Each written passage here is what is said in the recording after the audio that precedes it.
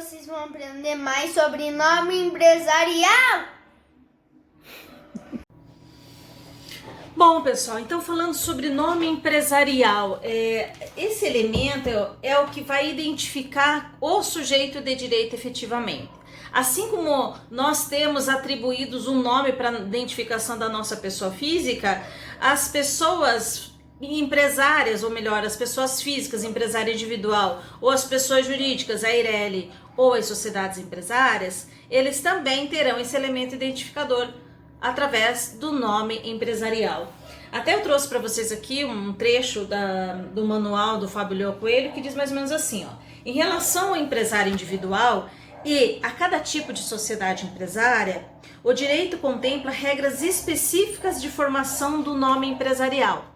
Essas regras específicas é o que nos permite, ao nos deparar com o nome do empresário, saber que tipo de empresário ele é. Se eu me deparar com um nome de uma pessoa física sem menção a nenhuma outra modelo societário, algum outro elemento que eu tenha conhecimento que faz parte, que caracteriza os outros tipos de sociedades ou outros tipos de empresários, eu já sei que é um empresário individual.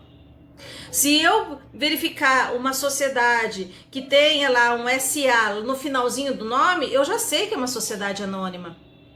Se eu me deparar com uma denominação, que a gente chama de denominação, quando faz oferência a objeto de exploração, e tiver um Eireli no final, eu sei que é uma empresa de responsabilidade limitada, uma empresa individual de responsabilidade limitada. Ou seja, as regras para a formação do nome empresarial nos permite, desde já, identificar com que tipo de empresário se está tratando.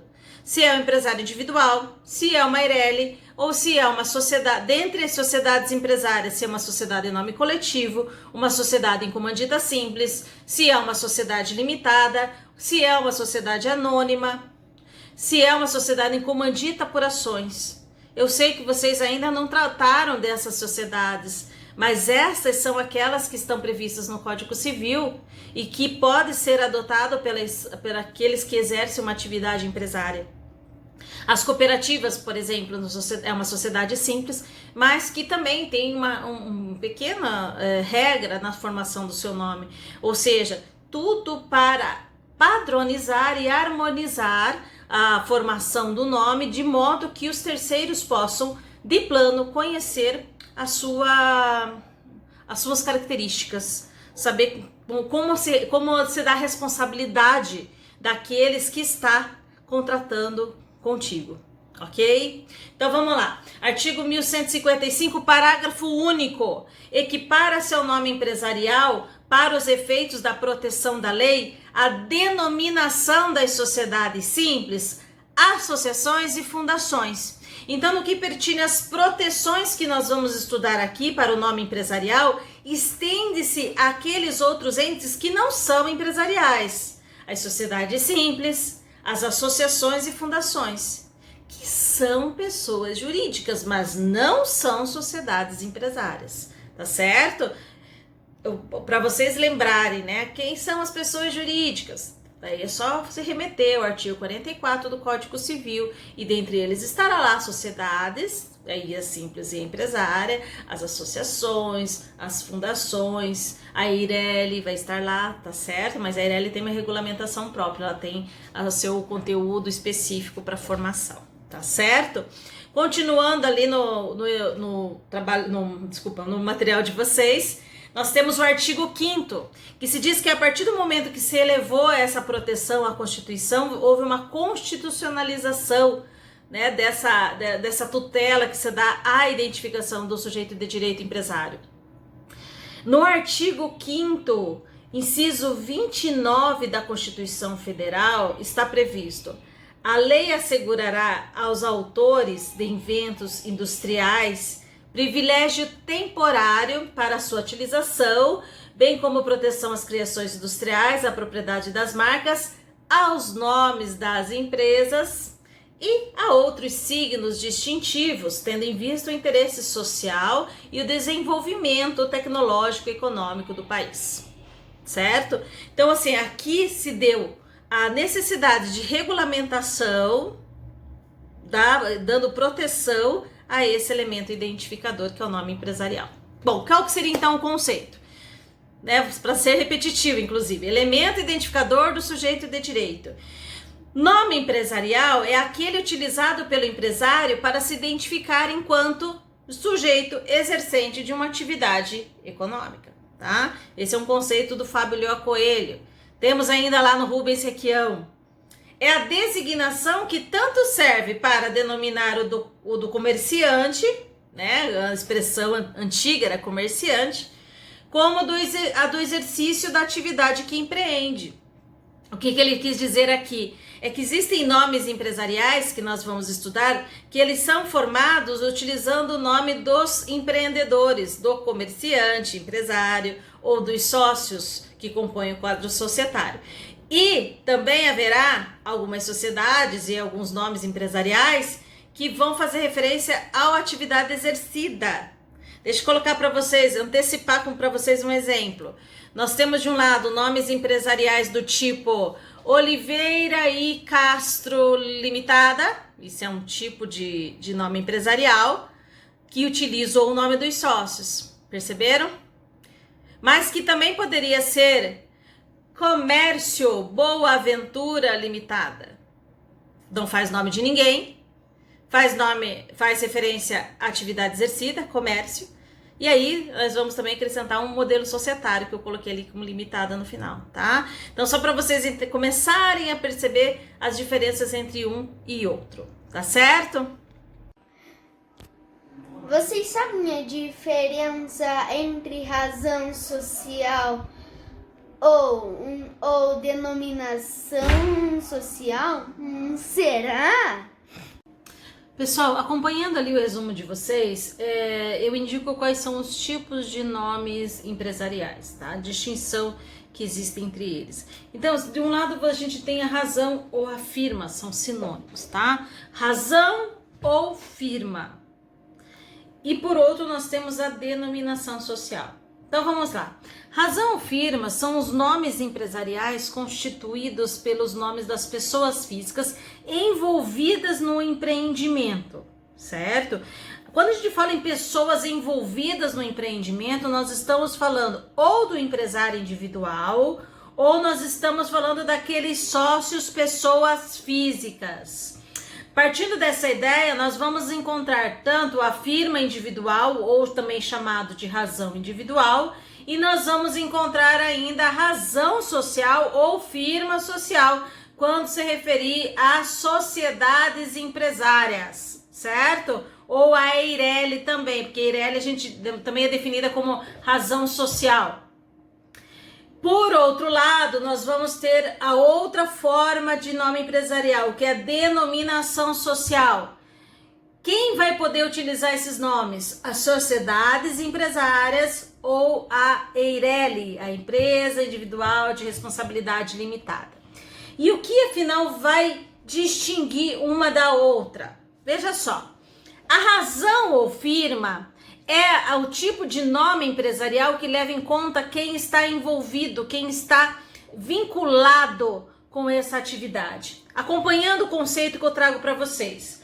Quanto à estrutura, é composta pelos nomes civis de seus sócios, de forma completa ou abreviada, quando se refere à sociedade, e pelo nome da pessoa física, quando se referir à empresa individual ou empresário individual de responsabilidade limitada.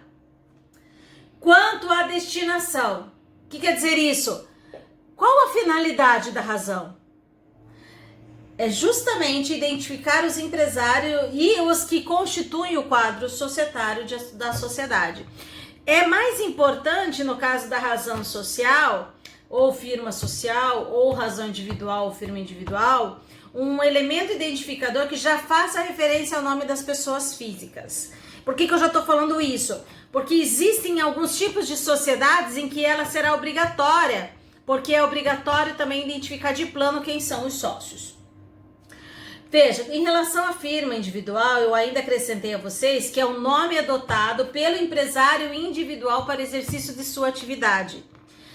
mediante o qual se identifica no mundo empresarial. Mas veja só, gente, quando a gente estiver falando de firma individual, eu estou falando de empresário individual. Empresário individual não é pessoa jurídica, não se distingue da pessoa física. Se confunde com a pessoa física, mas vai ter um nome empresarial próprio. Por isso que é um identificador dele para o mundo empresarial, mas não significa que ele criou uma outra personalidade jurídica, uma outra pessoa natural. Nada disso, se confunde com a mesma pessoa, o mesmo sujeito que tem lá. O seu João da Silva é o mesmo sujeito, João da Silva Comércio de Livros. Não há duas pessoas a se apurar, é a mesma, certo? Ainda que o nome da pessoa física esteja identificado pelo CPF e o nome empresarial esteja identificado com o CNPJ, não há distinção nenhuma, há simplesmente a mesma pessoa respondendo por todos esses atos, né? Seja realizado em nome do João da Silva ou do João da Silva Comércio de Livros, do mesmo jeito, certo? Para saber como constitui o nome empresarial de um empresário individual, nós vamos ver a seguir, certo? Em relação à firma social, a gente vai identificar o nome das pessoas físicas, dos sócios, mas isso nem sempre é importante, por isso existem sociedades que é uma opção, e existem sociedades que não pode usar razão social, e existem sociedades que só podem usar razão social. Essas que só podem usar razão social é porque eles, sócios, vão responder pelas dívidas ou pelas obrigações da pessoa jurídica, tá certo? Nós vamos ver isso a seguir. Todas as vezes que nós falarmos, no entanto, de firma social, razão social, nós estamos falando de mencionar no nome empresarial o nome dos sócios. Ocorre que, e se forem vários sócios, e se for uma quantidade, nem que não seja uma quantidade grande, mas se for uma quantidade incompatível com a colocação de todos os nomes, aí a gente tem uma outra opção de usar aquela expressão e companhia que eu menciono ali para vocês, tá? E companhia pode ser por extenso, pode ser abreviado, pode ser o E comum, né? O E que a gente já conhece, e pode ser o E comercial, que é aquele assinalado que coloquei ali para vocês também. Tudo bem? Em relação à denominação. Bom, então eu falei para vocês da razão, eu firma, até fiz alguma menção sobre o individual e o social, mas agora a gente vai falar do outro tipo de nome empresarial, que é a denominação.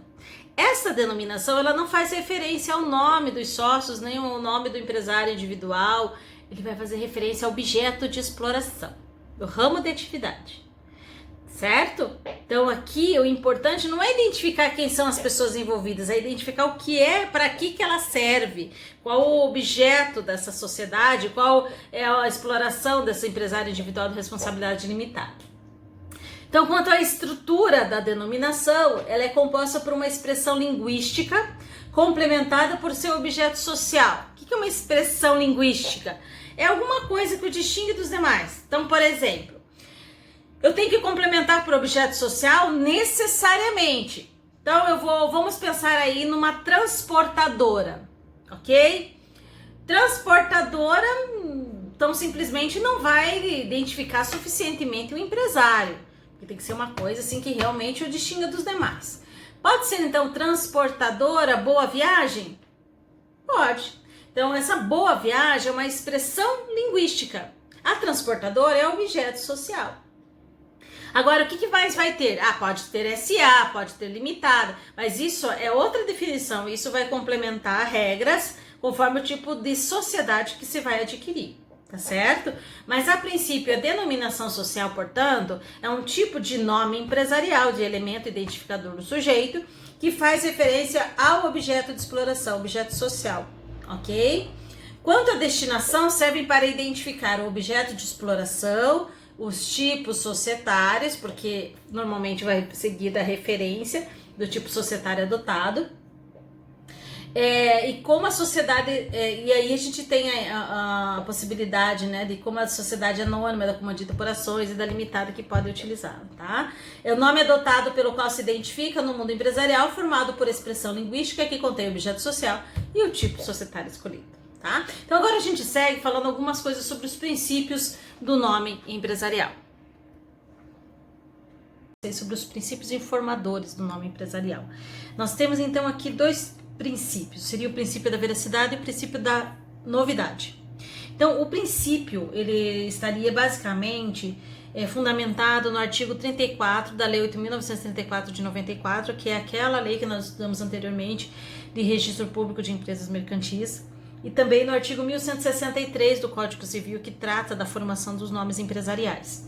No artigo 34 da 9.934, diz que o nome empresarial obedecerá aos princípios da veracidade e da novidade. O que significa isso? A veracidade é no sentido de que o nome deve se referir verdadeiramente, fielmente àquilo que ele quer identificar. Então, por exemplo, se ele vai ser uma razão social, ele deve fazer referência às pessoas físicas envolvidas que realmente estejam no quadro societário, que realmente exista no quadro societário.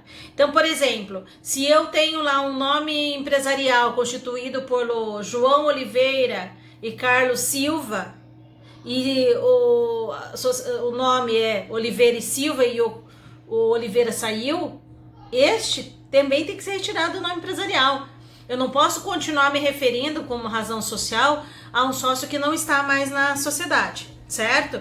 Então, da mesma forma, eu tenho uma denominação que faz referência ao objeto de exploração.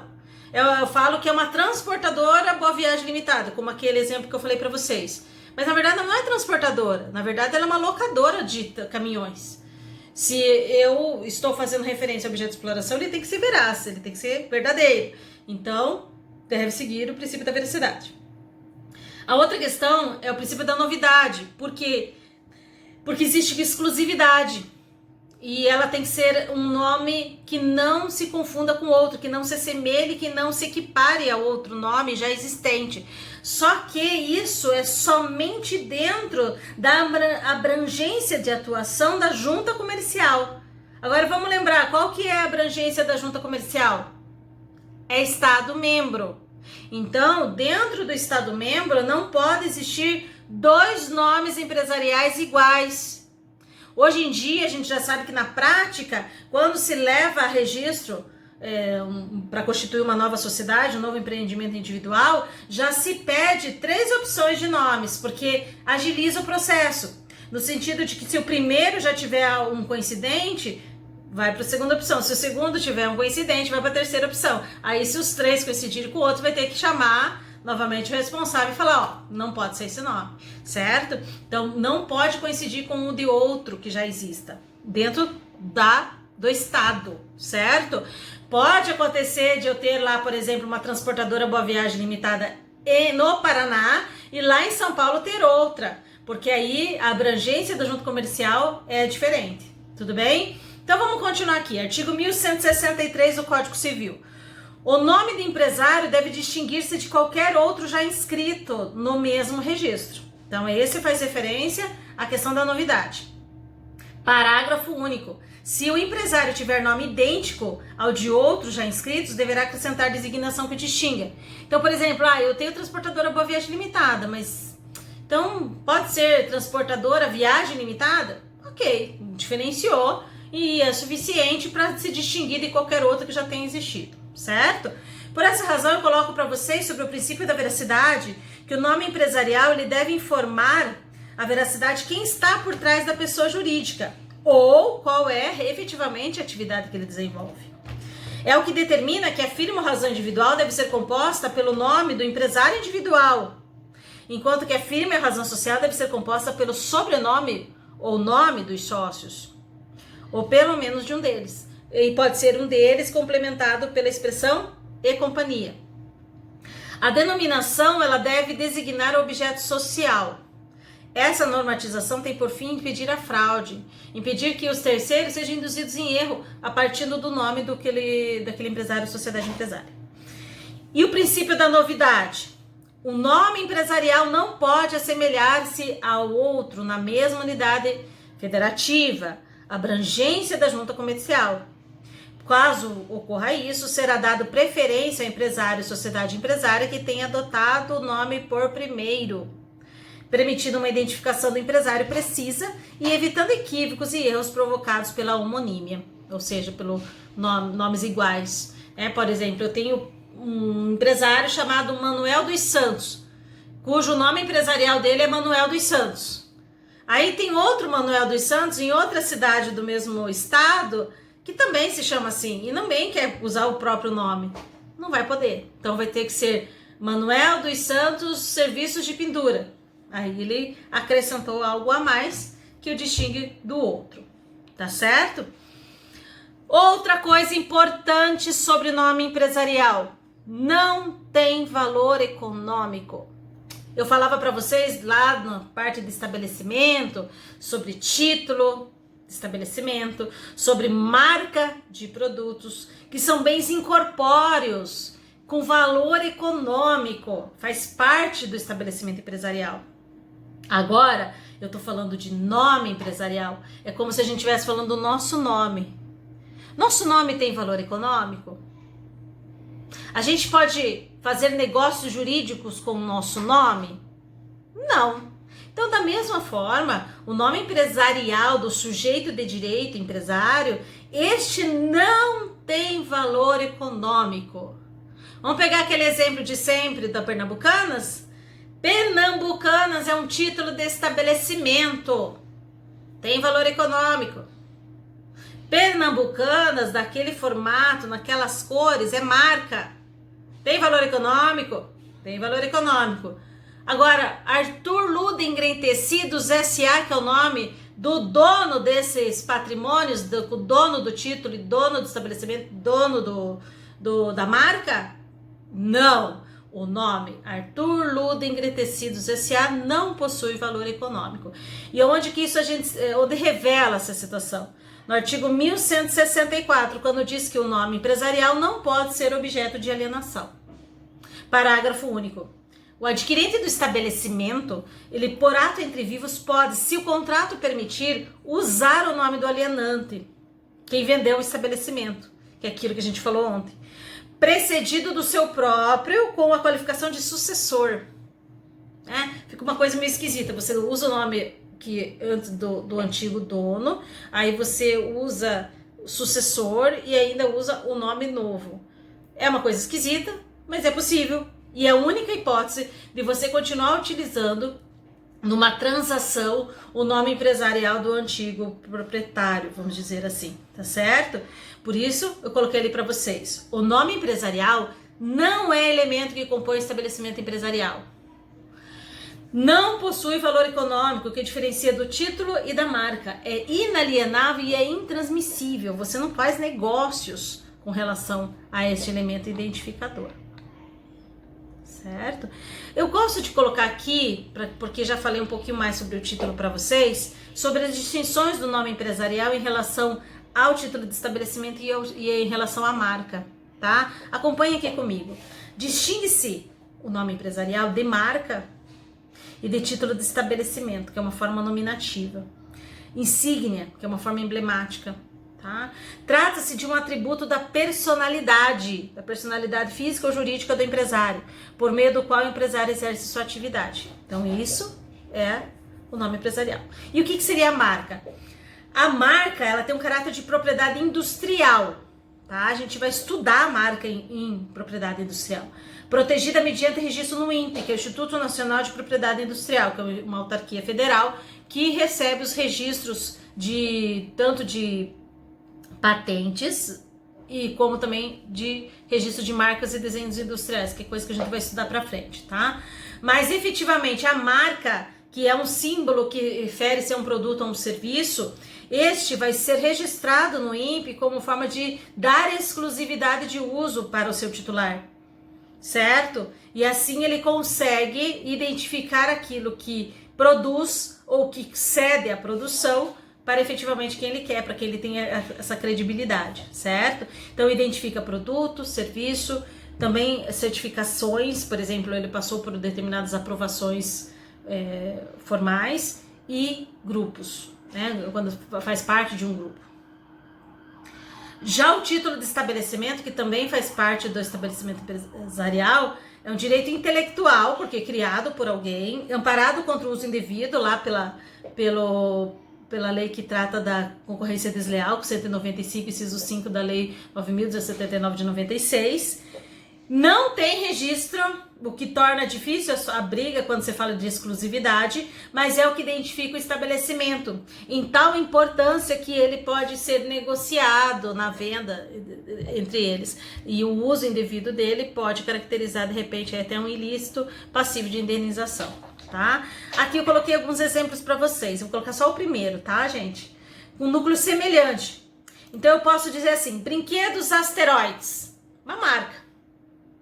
Claro que o formato da escrita desse asteroide vai ter que ser especificado no registro da marca. Fábrica de brinquedos asteroides. É o que está lá na frente, lá na fachada. É assim que as pessoas conhecem aquele estabelecimento. Certo? Então, fábrica de brinquedos asteroides. E ainda nós temos o José Asteroide e Companhia Limitada. Este sim é o nome empresarial. Tá certo? Então aqui fica algumas distinções para que vocês possam tomar maior conhecimento. A diferença entre marca, título de estabelecimento e nome empresarial. Ok?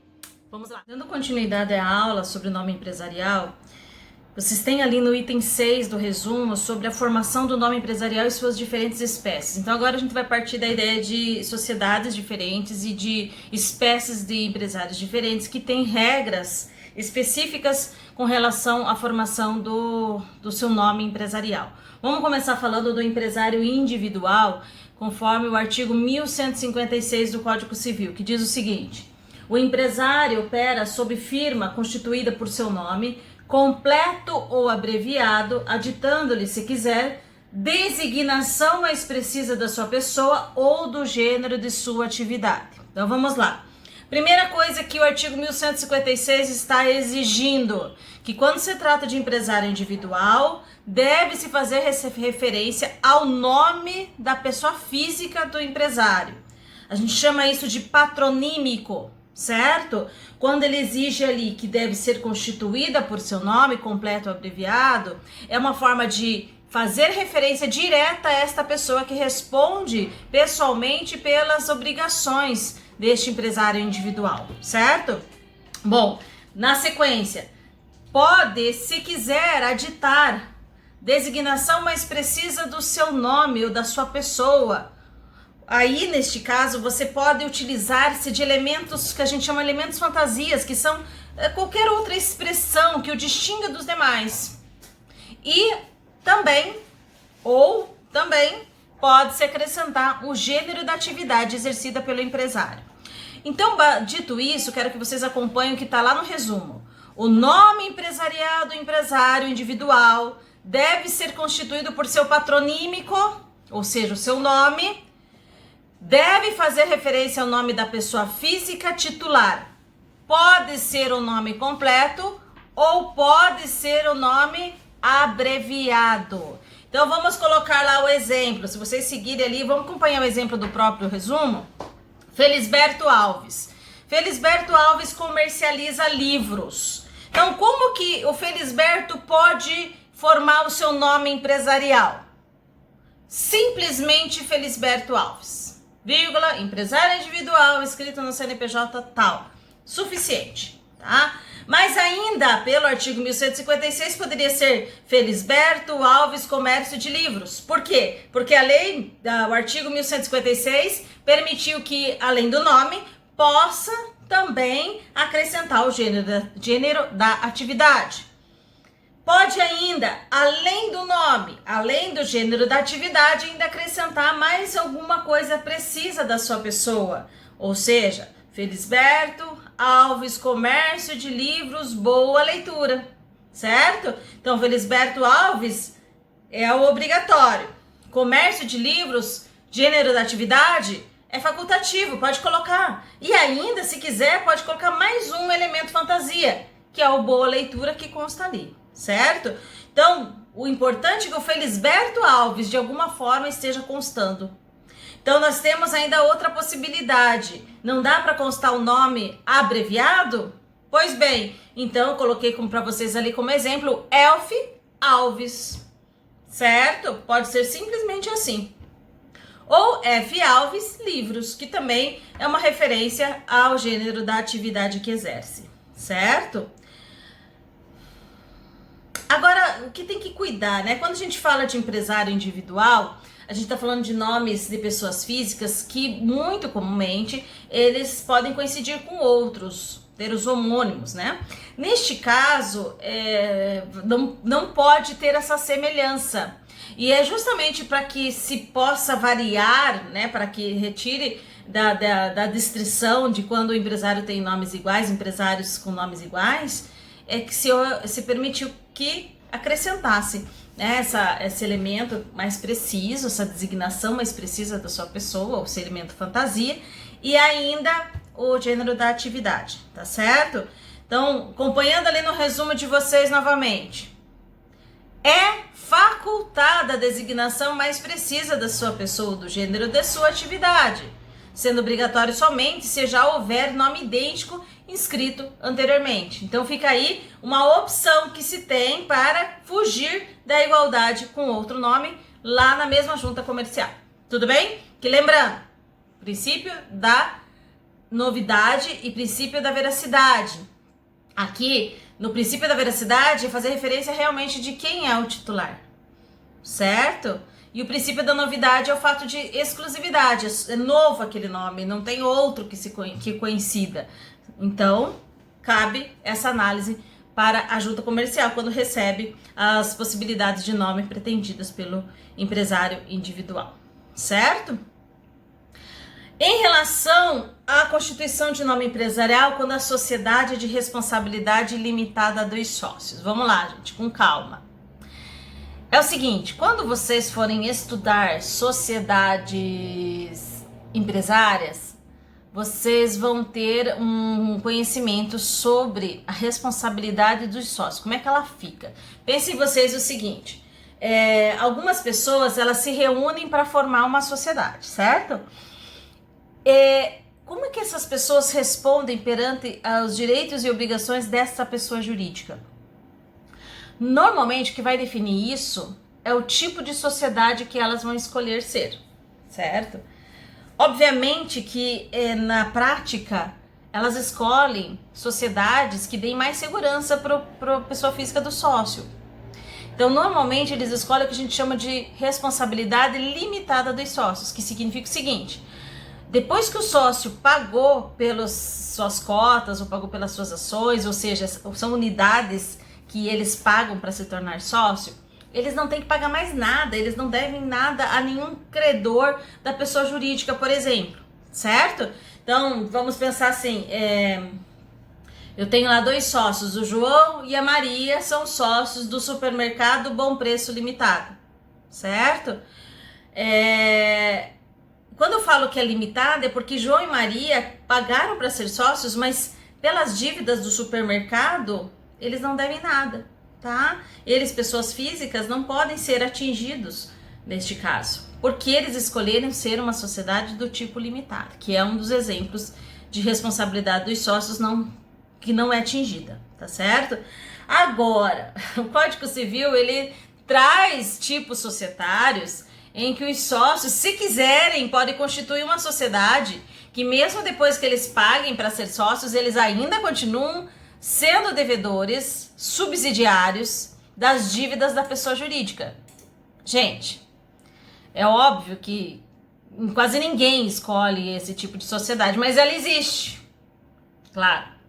Então, existe uma sociedade dentre aquelas empresárias que se chama sociedade em nome coletivo, que vocês vão estudar na sequência, mas ela tem como característica o fato de que todos os sócios respondem ilimitadamente. O que significa isso?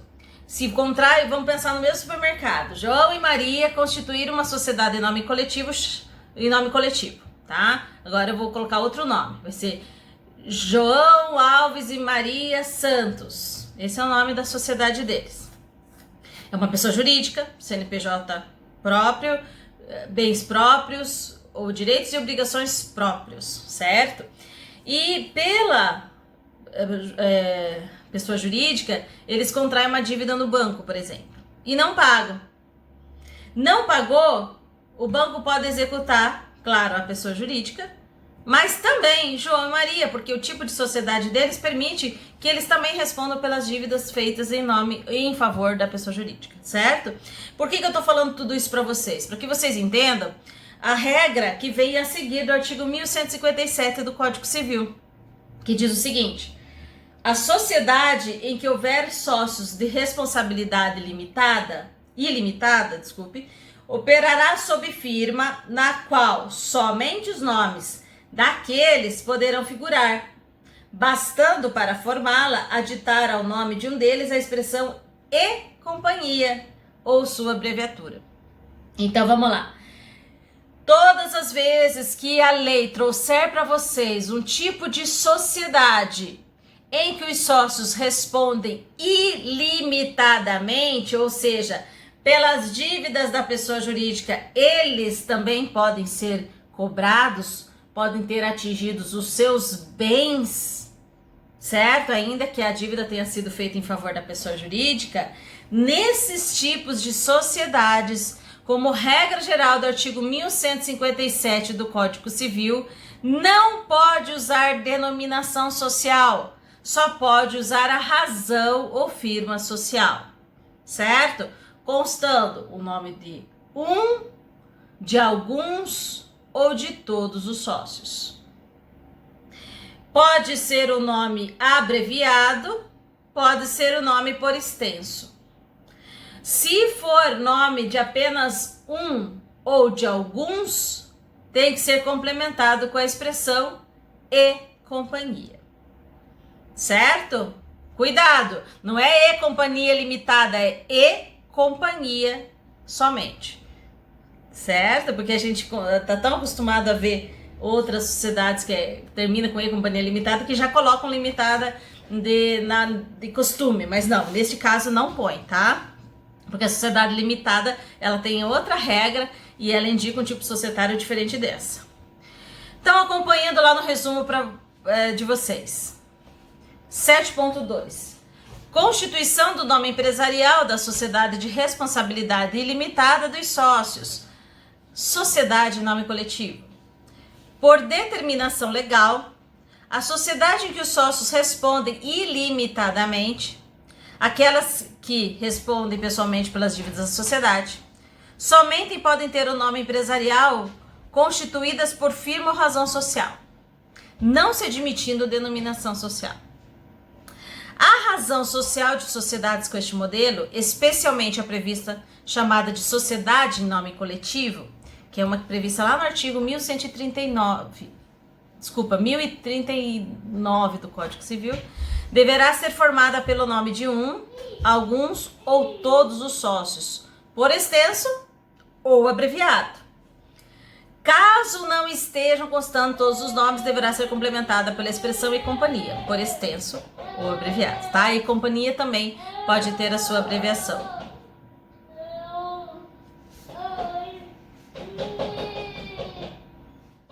Agora eu vou falar para vocês de regra de formação de nome empresarial bem importante, porque refere-se ao tipo de sociedade mais utilizada na prática, tá? Nós temos no artigo 1158 do Código Civil os dispositivos sobre a formação do nome de uma sociedade limitada. Sabe aquelas sociedades que tem o LTDA no finalzinho? Limitada no finalzinho, gente? Aquele limitado, ele faz referência a um tipo de sociedade que, por motivos óbvios, é a mais utilizada no nosso contexto, no nosso dia a dia. Por quê? Porque ela é um tipo de sociedade em que os sócios, eles não respondem pelas dívidas da sociedade. Ou seja, eles pagam para ser sócios e depois que eles pagam, eles não têm mais responsabilidades pessoais para pagar as dívidas da pessoa jurídica da sociedade. Tá certo? Então, por que é fácil a sua constituição? E porque ela confere maior segurança que os outros modelos que vocês vão conhecer, ela se chama sociedade limitada e é a que mais se utiliza na prática. Talvez uns 90% das sociedades sejam sociedades limitadas, tá certo? Então, e como é que a gente forma o nome de uma sociedade limitada? A adoção do tipo societário, sociedade limitada, permite optar pela firma social ou denominação social. Então, nesse tipo de sociedade, tanto faz. Você tanto pode formar o nome com o dos sócios, como formar o nome com um objeto de exploração. Desde que seja um ou outro adotado, no final esteja constando a expressão limitada. Essa expressão pode vir por extenso ou abreviado. Acompanhe o artigo 1158, por gentileza. Pode a sociedade limitada adotar firma ou denominação integradas pela palavra final, limitada ou sua abreviatura. Tá certo? Então aqui, para lembrar, sociedade limitada, tanto faz, pode ser razão, pode ser denominação. Joia? A firma social, no entanto, acompanhe lá no resuminho, vai constar o nome de alguns, complementados pela expressão e companhia, quando não se refere a todos, ou de todos os sócios, e isso pode ser também por extenso ou abreviado, tá, pessoal? Exemplo, Alfredo Machado e Companhia Limitada, certo? Então eu já sei que tem o Alfredo Machado como sócio e sei que tem outros sócios e sei que é uma sociedade limitada, só porque eu conheço as regras de formação da sociedade limitada. Então eu já sei que o Alfredo necessariamente é um dos sócios, já sei que existem outros sócios, certo? Isso vai ser importante porque a partir de setembro é possível você constituir uma sociedade limitada com sócio apenas. Sei também que é o tipo societário limitada porque aquele LTDA está constando ali, e para me mostrar isso eu já tenho ciência de que aquelas pessoas sócias não respondem pelas dívidas da pessoa jurídica, tá? Olha só a importância de você conhecer a formação. Também, podendo utilizar-se de denominação social, não pode esquecer, obrigatório constar o ramo de atividade, o objeto social, tá certo? Qual é o objeto de exploração daquela sociedade limitada? Então, é formada por uma expressão linguística, não vedada em lei, claro, nada que faça referência ao ilícito, faça referência àquilo que desrespeita a honra, boa fama e tudo mais. Sendo obrigatório constar objeto social acrescido pela expressão limitada. Exemplo, comércio de colchões Bons Sonhos Limitado. Pensem vocês o seguinte, gente, vamos pensar que o Alfredo Machado ali de cima, do exemplo de cima, e o Paulo Alves junto com a Paula Maria, mais 5 sócios, certo? Eles tanto poderiam formar o nome como Alfredo Machado e Companhia Limitada, como poderiam formar o nome Comércio de Colchões Bons Sonhos Limitada, porque é uma limitada e ela permite que seja mais de um, tá? A sociedade limitada também permite a admissão de nome híbrido. O que significa isso? Pode misturar, é a única sociedade que admite que se acrescente elementos dos dois tipos de nome empresarial. Por que isso?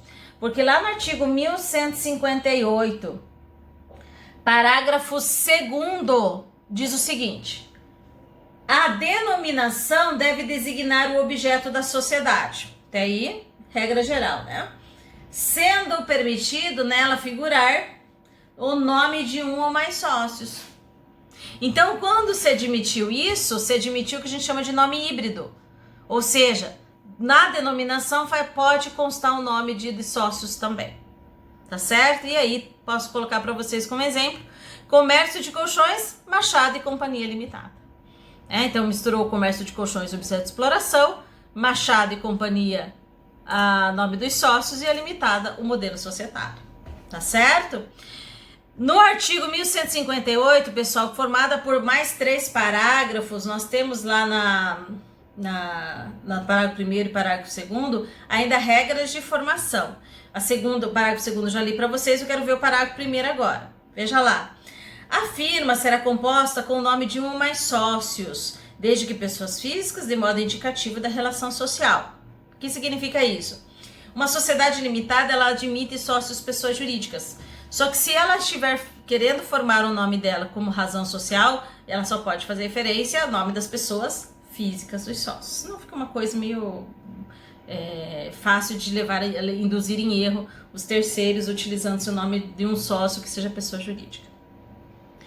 Bom, e aí me deu uma perguntinha recorrente sobre sociedade limitada, que é quando você esquece de usar a expressão LTDA. Veja só, gente, eu não estou falando de registrar errado, porque na junta comercial não vai passar esse erro na formação do nome, certo? Então, vai constar, por exemplo, Colchões Bons Sonhos Limitada.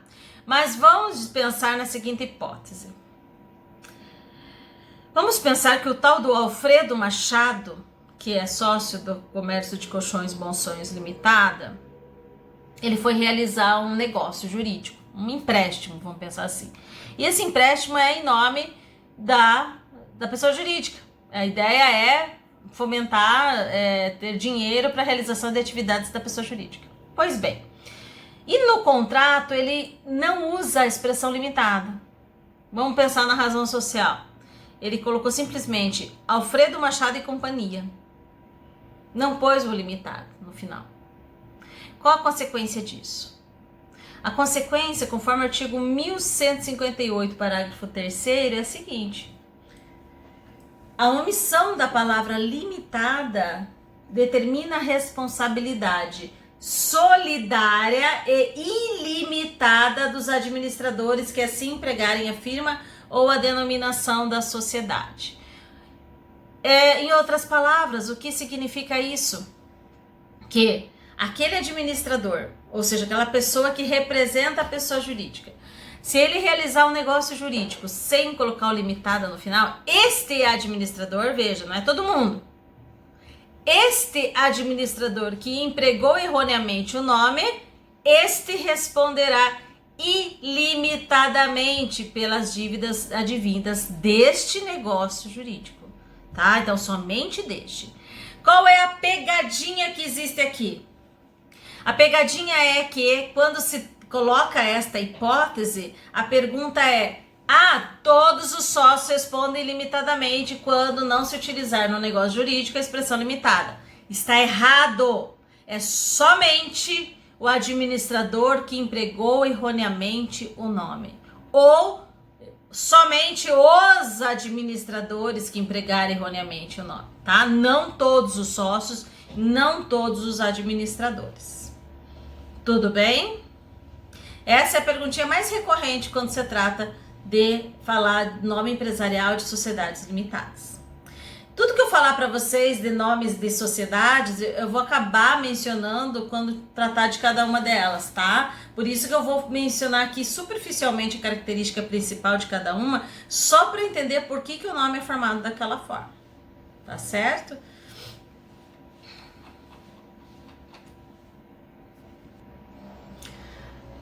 Acredito que vocês conheçam aquelas sociedades que terminam com SA, ou que começam com companhia, ou que tem essas expressões companhia no meio, SA no começo, meio e fim. Ou seja, as SAs nos perseguem, afinal de contas, os bancos, eles todos são sociedades anônimas, certo?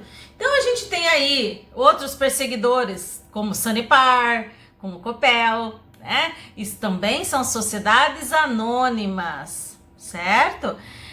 Por que eu sei que elas são sociedades anônimas?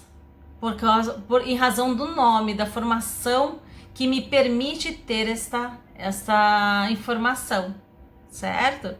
Então a gente tem lá Companhia Mineradora Vale do Rio Doce. Eu sei que é uma SA porque tem a expressão companhia, que é uma das formas de você constituir o nome da sociedade anônima. Eu tenho lá o Banco Itaú SA. Eu sei que é uma sociedade anônima porque eu sei que tem o SA junto ao nome. E como que forma então o nome dessas sociedades que elas têm como característica o fato de serem de maior porte, que tem tem possibilidades de emissão de títulos no mercado de valores imobiliários, principalmente para arrecadar mais recursos. Ou seja, essa sociedade que, de uma forma ou de outra, elas têm uma dinâmica mais complexa, porque elas trabalham com o mercado de capitais, mas que também elas têm uma certa, alguns tipos delas, têm uma certa intervenção do Estado, porque elas têm fiscalização estatal, elas têm penalização, inclusive, ainda que seja uma sociedade de cunho privado, tá? Então, veja só. As sociedades anônimas, A regra de constituição do nome, nós encontramos no artigo 1160 do Código Civil, que diz o seguinte: a sociedade anônima opera sob denominação designativa do objeto social, integrada pelas expressões sociedade anônima ou companhia, por extenso ou abreviadamente. Olha lá, gente. Sociedade anônima não vai usar razão ou firma social. Ela só pode se utilizar de denominação social. E esta denominação necessariamente deve fazer referência ao ramo de atividade, ao objeto de exploração. Eu coloquei para vocês ali o texto do artigo 1060, no caput, seu parágrafo único, mas percebam que logo após eu menciono também o artigo 3º da Lei 6.404 de 76. Por quê? Porque esta é a lei que regula de uma forma muito mais completa as leis das sociedades por ações, tá certo? Então, reiterou-se o artigo 3º lá na parte do Código Civil, até porque o Código Civil é posterior, colocando-se as mesmas regras. Só que aqui no artigo 3º a gente tem um pouquinho mais de informações. Acompanhe ali no resumo de vocês o artigo 3º da Lei 6.404 de 76. A sociedade será designada por denominação, acompanhada das expressões companhia ou sociedade anônima, expressas por extenso ou abreviadamente, mas vedada a utilização da primeira ao final. Então vamos lá. Aqui também diz que só pode usar denominação, diz que dá para usar a expressão companhia ou sociedade anônima, também reitera que pode ser de forma expressa ou abreviada, ou seja, CIA ou SA, né, que a gente costuma usar. Mas é vedada a utilização da expressão companhia, gente, seja abreviado por extenso, no final. Por que existia essa regra? Porque não pretendia não fazer confundir com aquela expressão e companhia que está constando lá no artigo 1157 do Código Civil, tá? Então, para que não houvesse confusão, porque significam coisas diferentes, é que se colocou essa vedação, tá? Então, vocês percebam o seguinte, nós temos lá os exemplos que nós já vamos ver, mas percebam, portanto, que não existe preocupação numa sociedade anônima de você conhecer quem são os sócios. Não é essa a natureza dela, a natureza é realmente de capital, de realmente saber o mais importante é saber qual é o objeto de exploração. Então, não teria nem razão de você constituir uma razão social numa sociedade anônima, até porque os acionistas têm uma mudança muito característica, né? Não se costuma manter-se no quadro societário por muito tempo, ou se ainda isso existe, que ainda que exista, ela não é algo tão recorrente como nos outros tipos de sociedade, porque a ideia aqui é investimento. Então, na hora que o investimento convém, eles vendem, entra outros e assim vai. Por isso que não tem compatibilidade. Eu imaginar uma sociedade anônima usando razão social. Agora, o que tem? Que tem uma homenagem. Lá no parágrafo único do 1160, diz que pode constar na denominação o nome do fundador, acionista ou pessoa que haja concorrido para o bom êxito da formação da empresa. É a história do Arthur Ludengren Tecidos S.A. Afinal de contas, o Arthur Ludengren, pelo que me consta nas pesquisas, é um dos fundadores, certo? Então, fez-se uma referência a um nome, mas é um nome como se fosse uma homenagem. Então, nós temos outros exemplos como Banco Votorantim S.A. Votorantim era o nome da família, é uma espécie de homenagem, certo?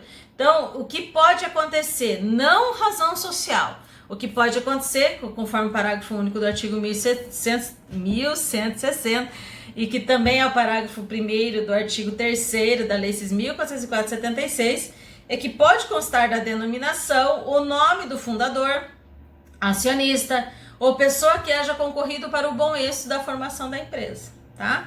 Simples homenagem. Tudo bem? Vamos ver os exemplos então. Comércio de Colchões Bonções S.A. ou S.A. Comércio de Colchões Bonções, tá? Pode colocar o S.A. em qualquer parte do nome. Outra coisa, aqui vocês percebam que os bons sonhos, ele aparece como um elemento facultativo, porque pelo artigo 1160, o que é essencial?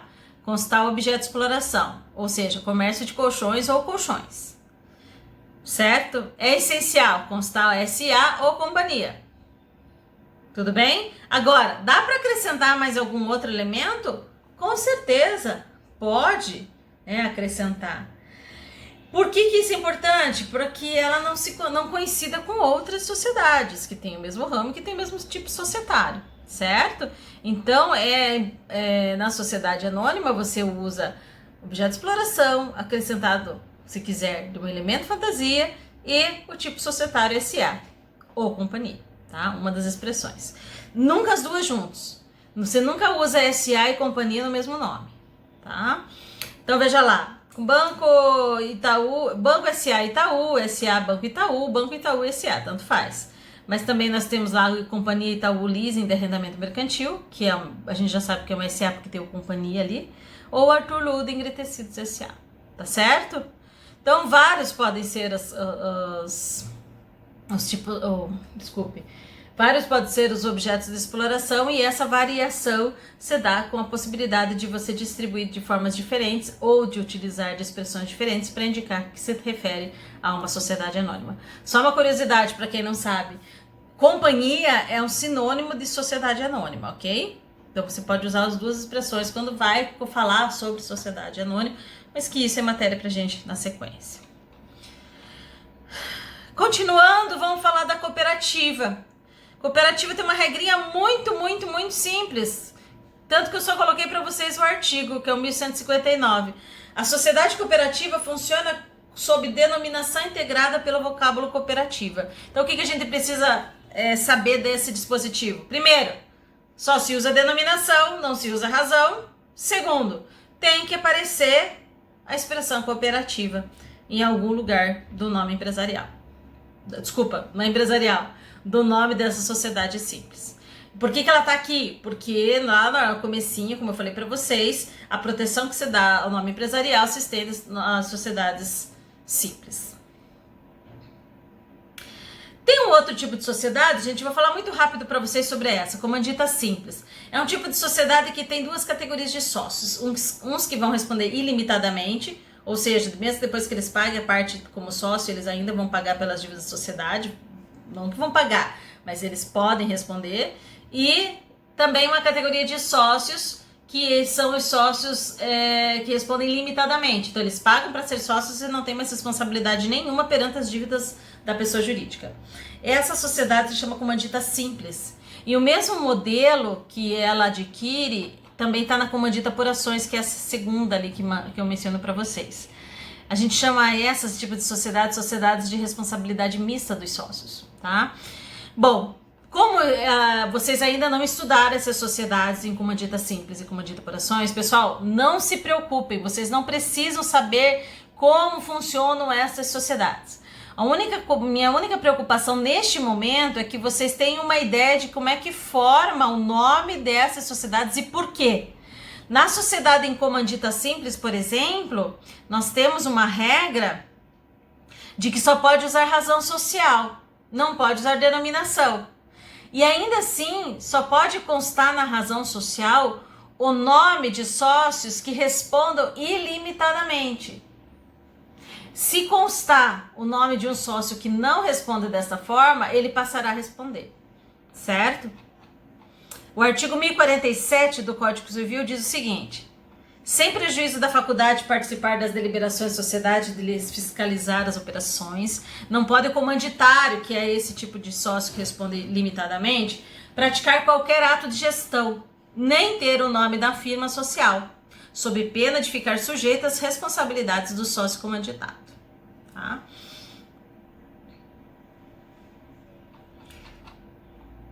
Em relação às sociedades em comandita por ações, ela é muito parecida, só que ela é por ações. E sendo por ações, ela, ainda que ela seja uma sociedade que tem responsabilidade limitada dos sócios, Ela tanto pode usar razão social, só que essa razão social vai ser constituída só com o nome dos sócios que respondem ilimitadamente, como ela também pode ser denominação social, tá certo? Eu coloquei ali para vocês o artigo 1161, que trata justamente dessa parte, e os artigos da Lei 6.404/76, tá certo? Mas quando a gente falar dessas sociedades, eu volto a tratar sobre o nome delas para vocês. Vamos falar então da Eireli, que eu acho que esse talvez seja o mais interessante no momento. A Eireli, como eu já havia mencionado em outras oportunidades, ela está prevista no artigo 980-A do Código Civil. No parágrafo 1º, vai tratar sobre o nome empresarial. O nome empresarial deverá ser formado pela inclusão da expressão Eireli após a firma ou a denominação social da empresa individual de responsabilidade limitada.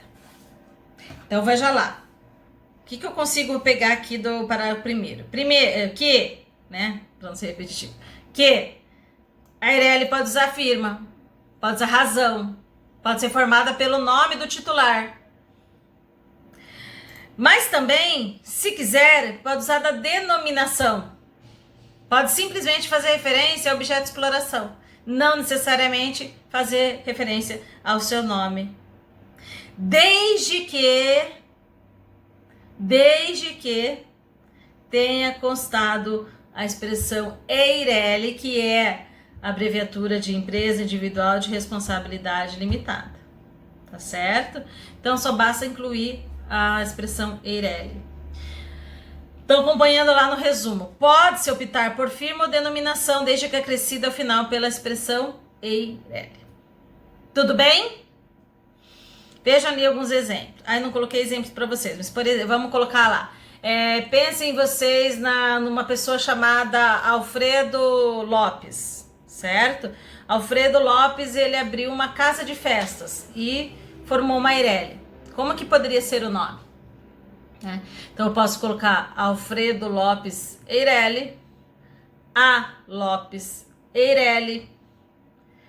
Pode ser Casa de Festas Imaginação Eireli, Casa de Festas Alegria Eireli, tá? Então você pode fazer até uma referência, inclusive incluir um elemento fantasia. Pode ser simplesmente Casa de Festas Eireli também, tá? Pode ser uma coisa muito sucinta, que isso é permitido, desde que conste ou na denominação objeto de exploração e na razão o nome da pessoa com a expressão Eireli ao final, tá certo?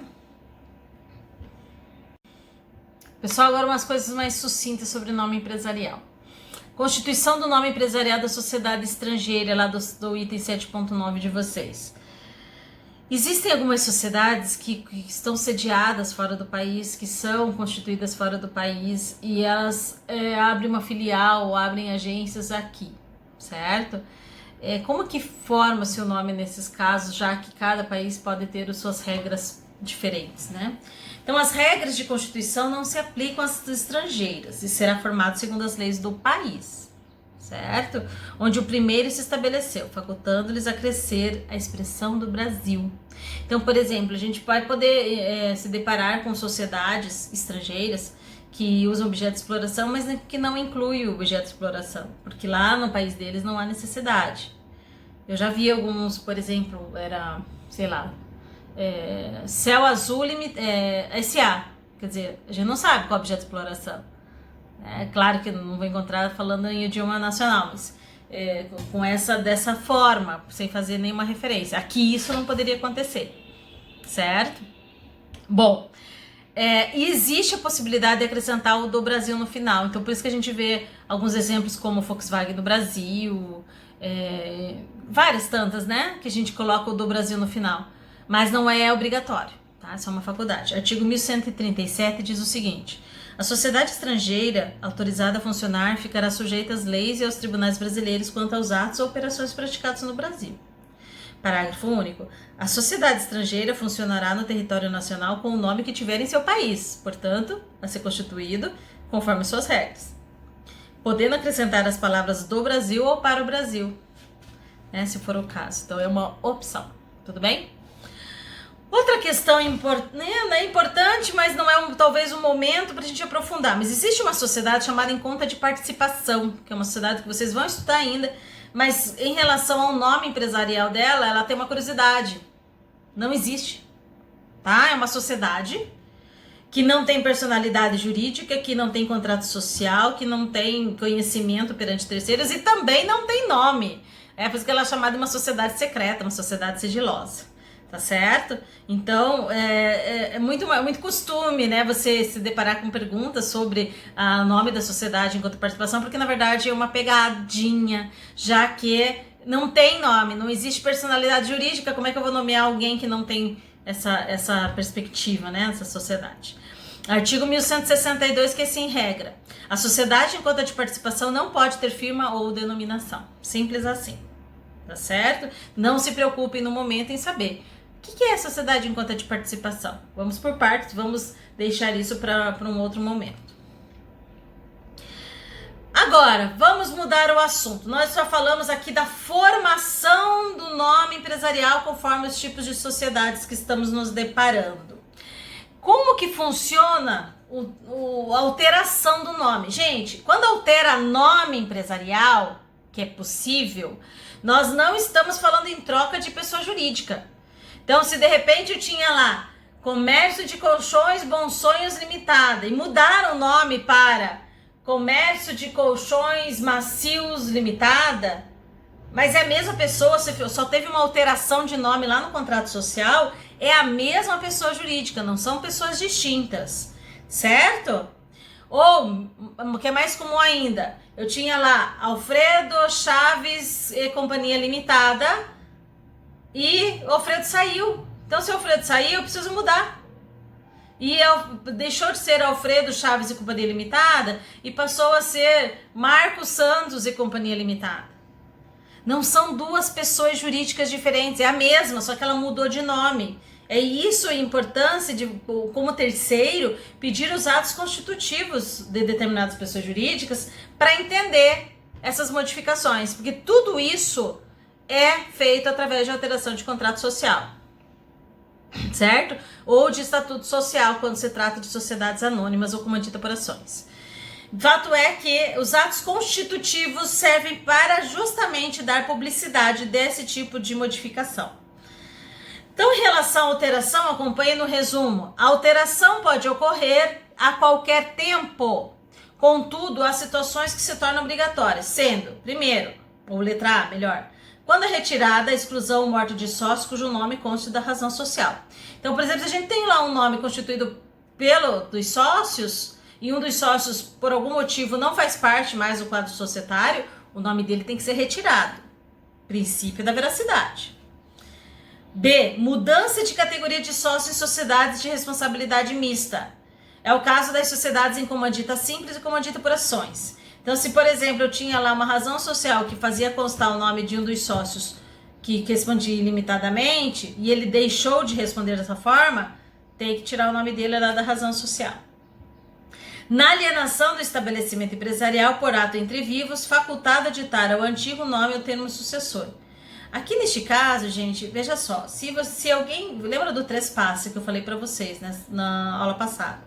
Quando eu faço trespasse, é preciso que eu tenha em mente o fato de que mudou o dono do estabelecimento. Mas às vezes, quem comprou gostaria de manter o nome do anterior. Ele pode fazer isso, ele pode editar o antigo termo sucessor, certo? Mas aqui é aquela regra que eu havia mencionado antes, não tem valor econômico. Mas de repente, se a pessoa fizer questão de dizer que ele comprou o estabelecimento daquele determinado empresário, ele pode fazer isso. O nome precedido do termo sucessor, né, e do nome do antigo empresário. O artigo 1165 do Código Civil dispõe que o nome do sócio que vier a falecer, for excluído ou se retirar, não pode ser conservado na firma social. Princípio da veracidade. Artigo 1164, parágrafo único. O adquirente de estabelecimento por ato entre vivos pode, se o contrato permitir, usar o nome do alienante, quem vendeu o estabelecimento, precedido do seu próprio com qualificação de sucessor. Ficaria terrível o nome, mas é possível. Bom, como é que fica a questão da proteção, né? Extensão da proteção, princípio da territorialidade. Aqui ele está mencionando sobre aquela questão da novidade e exclusividade de uso. Gente, fica restrito à jurisdição da junta comercial, da abrangência da junta comercial. Então nós temos lá, a proteção circunscreve a unidade federativa que a junta comercial está vinculada. Pode se estender a outras unidades federativas desde que observadas as instruções do DNRC, que hoje foi substituída pelo DREI, que fica mais ou menos assim. Se a gente tem lá um determinado empresário e que fez o registro na junta comercial, vai ser verificado se no estado mais alguém utiliza aquele nome. Não utiliza? Ok, registra-se do jeito como ele pediu, certo?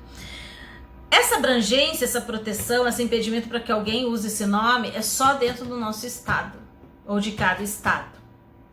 Para que se estenda para todo o país, aí diz no parágrafo único o seguinte: o uso previsto neste artigo estender-se-á a todo o território nacional se registrado na forma da lei especial.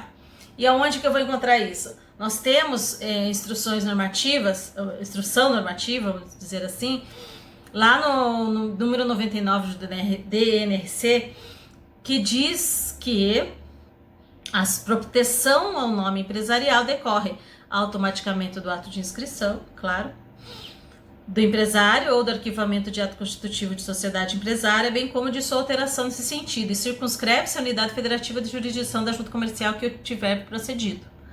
Parágrafo 1º, aí que tá. A proteção ao nome empresarial na jurisdição de outra junta comercial, ou seja, em outro estado, decorre automaticamente da abertura de filial nela registrada ou do arquivamento de pedido específico, instruído com a certidão da junta comercial da unidade federativa onde se localiza a sede da sociedade interessada. Então vai ser da seguinte forma, gente. Se tem uma pessoa jurídica que é sediada no Paraná, faz o registro na JUSEPAR. Se essa pessoa quer abrir filiais fora do estado, vamos pensar lá, no estado de Santa Catarina, ele vai ter que fazer um registro na junta comercial lá de Santa Catarina. Só que vai ser de filial, tá? Vai constar que a sede é aqui no Paraná. Aí automaticamente, se aquele nome vai ter proteção do mesmo jeito, ok? Agora, se não é questão de abrir a filial, mas existe essa preocupação, aí tem que fazer um pedido específico em cada uma das juntas comerciais, tá certo? A pergunta que sempre aparece, não sei se é o caso de vocês, mas sempre aparece referente a isso e se na filial, quando for registrar, lá no Santa Catarina, por exemplo, coincidir com o nome de outro já existente? Isso a lei não mencionou como é que funciona. Então, nestes casos, a gente pensa o seguinte: quem tá lá já tem proteção, então vai ter que modificar o nome, tá? Se quiser abrir filiais e ela operar em outros estados. E por fim, pessoal, vamos cancelar esse nome? Cancela-se o nome empresarial a requerimento de qualquer interessado quando cessar o exercício da atividade. O que não pode é ela continuar a atividade sem nenhuma identificação, né? Para do que foi adotado. Ou quando ultimar-se a liquidação da sociedade que o inscreveu. O que significa ultimar-se a liquidação? É que uma sociedade, a princípio, ela passa por 3 fases antes de ser cancelado o registro dela. Ela se dissolve, depois da dissolução ela passa por um período de liquidação. Liquidação é a venda de todos os bens e pagamento de todos os credores. E quando termina esse processo de liquidação, aí se faz o pedido de cancelamento na junta comercial, tá? Então, quando termina o termo de liquidação, avisa, comunica, documenta tudo isso perante a junta comercial e aí eles fazem o cancelamento do registro e, consequentemente, do nome empresarial, tá certo? Bom, essa questão do nome empresarial é interessante porque a gente nem imagina que tem tanta informação, que tem tanta regra. Muitas vezes, o que eu faço em sala de aula? Eu peço para que vocês olhem as bolsas e comecem a verificar as notinhas fiscais que vocês têm ali, de compras que fizeram. Hoje a gente não tem essa oportunidade, mas façam isso, comecem a observar. Quando vocês forem fazer algum tipo de compra, verifiquem aquele nome que está na cupom fiscal, na nota fiscal, é o nome empresarial efetivamente. Às vezes, bem diferente daquele nome que você conhecia, aquela loja, aquele comércio. Porque aquilo que você conhecia era título de estabelecimento. Aquilo faz parte do estabelecimento dele. Aquilo é referência ao estabelecimento dele. Agora, com quem é que você está contratando? O elemento identificador de quem você está contratando está lá na nota fiscal, que é o nome empresarial, tá? E aí que você precisa saber da regra de formação para entender com que tipo de empresário você está realmente trabalhando. Como que você dá a responsabilidade dele? Quais são as características daquele tipo de sociedade ou daquele tipo de empresário individual que ele é? Tá certo? Daí a importância do nome empresarial. Tudo bem, pessoal? Bom, eu espero ter contribuído com essa parte do nome empresarial. Lembrando que o material está em Word para vocês também, se quiserem ir acrescentando outras informações. A parte do nome empresarial é bem importante que vocês façam leituras ainda para fortalecer as diferenciações em relação a título de estabelecimento e marca. E, como sempre, fico à disposição de vocês para as perguntas, ok? Uma boa noite, um bom dia, uma boa tarde e se cuidem muito, tá? Até mais!